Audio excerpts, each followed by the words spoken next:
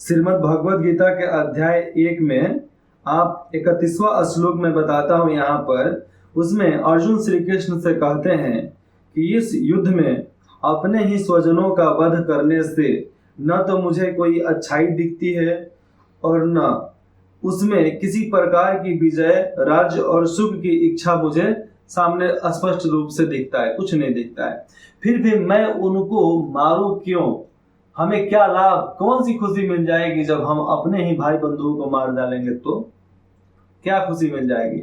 इसके अनुसार मुझे समझ में आता है कि ऐसे लड़ाई को रोका जा सकता था, लेकिन थोड़ी सी मानसिकता को बदला जाए तो। लेकिन सामने वाला जब मानसिकता नहीं बदलेगा तो मानसिकता बदलने की तो बात ही नहीं होती है ना। मैं बिहार सरकार को बहुत कुछ मैसेज किया, लेकिन एक भी मेरे मैसेज का रिप्लाई नहीं आया। मैंने बहुत सारा मेल किया, पीएमओ मतलब केंद्र सरकार को मैंने मैसेज किया, लेकिन एक भी मेरे मैसेज का रिप्लाई नहीं आया। बिहार गवर्नमेंट ने उसे कैंसिल कर दिया। फिर उस दिन मैंने प्रण लिया कि नहीं, बिहार गवर्नमेंट ने हमारे सारे लेटर को, हमारे सारे जितने भी लेटर, जितने भी मेल हमने भेजा केंद्र सरकार को, उन सबको बिहार गवर्नमेंट ने, बिहार सरकार ने उसको रद्द कर दिया। उसी दिन मैंने सोच लिया अब बिहार सरकार को ये खत्म कर देंगे। अब दूसरी बिहार सरकार आएगी, ये शासन नीतीश कुमार का जो शासन था, नीतीश कुमार का शासन खत्म हो जाएगा। उसके बाद आप किसी भी बात को अगर मिनिस्ट्री के पास पहुंचाना चाहते हैं तो आराम से आप मेल कीजिए, पहुंचा सकते हैं। जो मेल से नहीं पहुंच सकता, क्या लेटर से पहुंचेगा? क्या आप कोई चिट्ठी लिख कर भेज दोगे, पहुंच जाएगा क्या? आपको उसका जवाब मिलेगा? आपकी औकात है उस लायक, रेंज है आपकी उस लायक, तो आपको रिप्लाई मिलेगा। नहीं तो घंटा नहीं पूछता है सब कोई भी वहां पे। जब ऑनलाइन हम उसको देते हैं तो उसकी जांच पड़ताल तो होगी ना जी, कुछ ना कुछ होगी। चाहे हम किसी भी माध्यम से दे, लेटर भेजना चाहिए।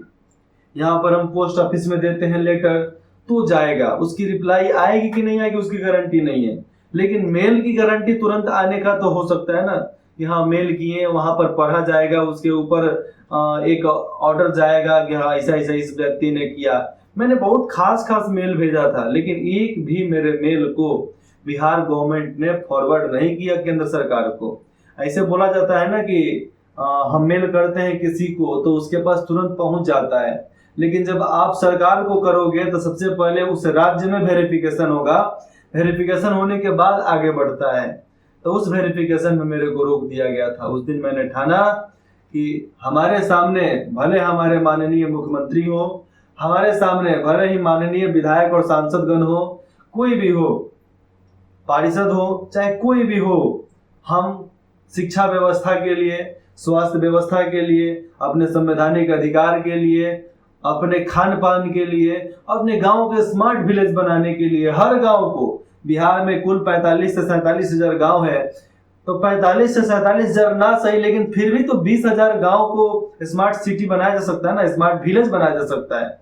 तो स्मार्ट विलेज बनाने का कार्य पद्धति को लेकर मैंने आगे चला है। मैं एक एक गांव का नाम लेकर उनको बताऊंगा कि उस गांव के लिए कौन से प्रावधान किए जाएंगे, क्या क्या उसके डेवलपमेंट के लिए किया जाएगा। बस केवल आपका साथ, आपका समर्थन चाहता हूं। आप अपना समर्थन जरूर मुझे देंगे, क्योंकि सबका साथ सबका विकास, यही माध्यम से मैं आगे चल रहा हूं। और आप मेरा साथ देते हैं तो ये साथ सीधा सीधा आपको मिलने वाला है, क्योंकि अगर इस हाथ में ताकत मिलती है तो ये इस हाथ का ताकत किसी मिनिस्टर के लिए नहीं होगा, किसी नेता के लिए नहीं होगा, किसी बिल्डर के लिए नहीं, किसी भी इंडस्ट्रियल्स जो इसको बोलते हैं ना, ये लोग व्यापारी, उच्च व्यापारी जो होते हैं, इंडस्ट्री वाले, उन लोगों के लिए नहीं होगा। हमारी जो भी जरूरत है केवल जनता के लिए है। मैं शिक्षा व्यवस्था क्यों बदलना चाहता हूं?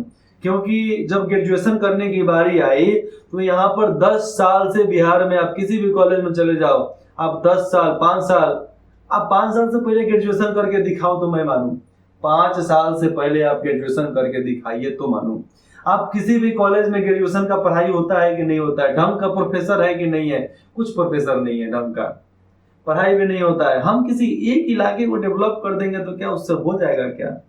बस वैसे ही बात है कि हम डेवलप करने के लिए पूरे समाज को डेवलप करना जरूरी है।